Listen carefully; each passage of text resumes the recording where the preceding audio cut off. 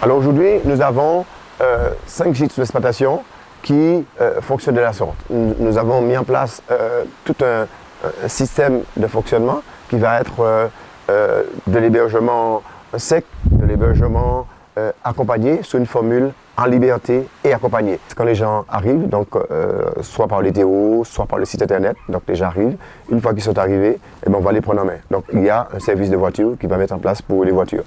Une fois qu'ils ont occupé les voitures, déjà le loueur de voiture va les accueillir à l'aéroport et leur permettre déjà de prendre le pouls, je dirais, de l'accueil à la Martinique.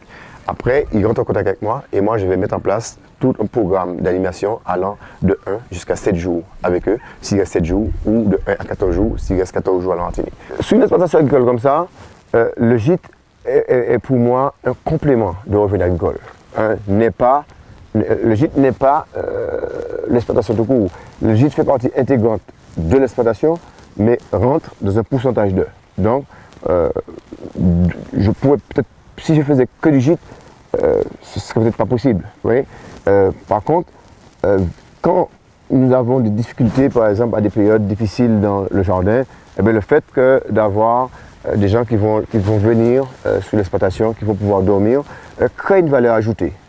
Et cette valeur ajoutée, en un tout, soit un produit vendu sur l'exploitation, soit un produit transformé sur l'exploitation, soit un hébergement loué, on crée une valeur ajoutée et cette valeur ajoutée crée, je dirais, dans l'ensemble, ce que j'appelle une diversification agricole. La rotation tournante. Vous êtes là en carotte, première récolte, deuxième récolte, et là, la troisième récolte et la quatrième récolte à côté. Par exemple, ici, là, je vais utiliser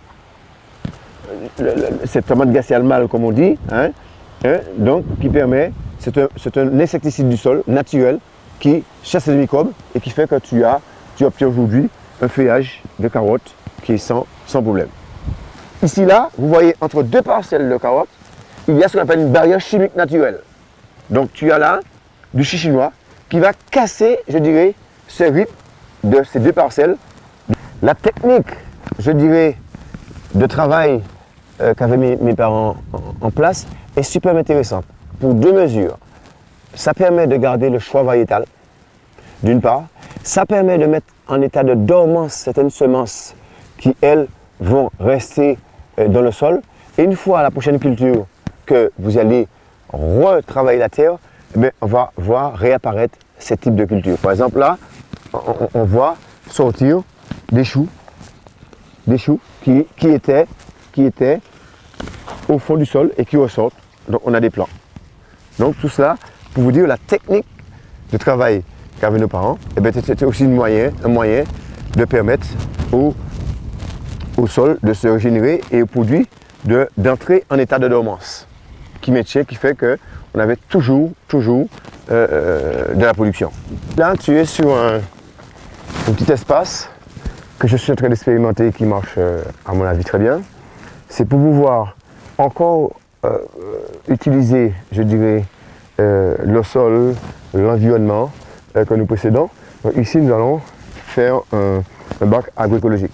Donc, qui consiste à mettre une couche d'herbe au fond de 20 cm, une légère couche de terre, à nouveau une autre couche d'herbe, et tout cela par un bac fermé des deux côtés, et on va laisser des trous tous les 2 mètres dans ce bac réalisé, qui va permettre les vers de terre de venir, d'entrer par ce trou, et eux vont créer le milieu de dégradation.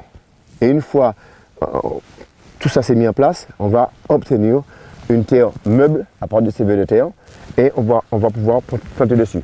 Donc vous avez une terre qui est équilibrée, donc un azote naturel, et vous voyez un peu le résultat, juste à essai seulement.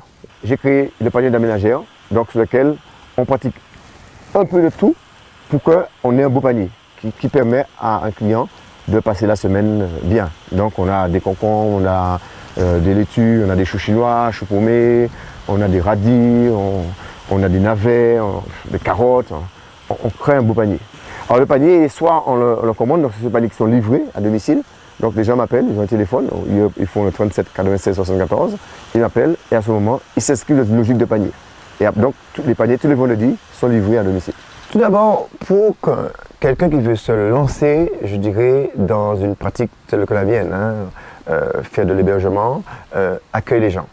Je crois qu'il faut que cette personne se mette à la place des gens qui le reçoivent. Une chose que je tiens et je voudrais qu'il soit redit, qu'il soit pris en compte. Il ne faut pas qu'on confonde service et asservissement. Quand on reçoit un touriste, on l'accueille, quand on lui fait découvrir, quand on passe du temps avec eux, ça se respecte et les gens apprécient. Et puis, l'asservissement, on n'est pas au service de quelque chose. On rend de la joie, on donne de la satisfaction aux gens. Il faut donner de la sensualité aux gens. Et ça, c'est important. Quand vous avez un hébergement, un soir, vous décidez de faire un petit repas, vous mettez une petite bougie, vous prenez une table des gens, c'est de la sensualité. Parce que vous avez beaucoup de gens qui n'ont pas le temps, parce qu'ils sont pris par le travail, ils sont pris par les soucis de la vie, ils sont pris par pas mal de choses, donc ils décident de partir en voyage. Mais il faut souvent quelqu'un qui part en voyage, c'est quelqu'un qui a peur. Donc, cette peur, il essaie de se rassurer. Et tout cet effort que vous allez faire, qui n'est pas un effort, mais qui est un fonctionnement naturel dans votre état de développement, dans votre état de mise en valeur de votre produit, c'est l'accompagnement. Et s'il n'y a pas cet accompagnement, il ne peut pas avoir de résultats. Aujourd'hui, vous voyez, vous êtes ici à 575 mètres d'altitude. Vous êtes au Monde des Cadets, à Fosselman. Eh bien, la question que je me pose, eh bien, pourquoi venir chez moi et pas ailleurs? Simplement parce que je suis présent, je suis là, j'accompagne les gens, je suis avec eux, je les fais vibrer. Et puis je leur donne une fois de plus le mot clé de la sensualité.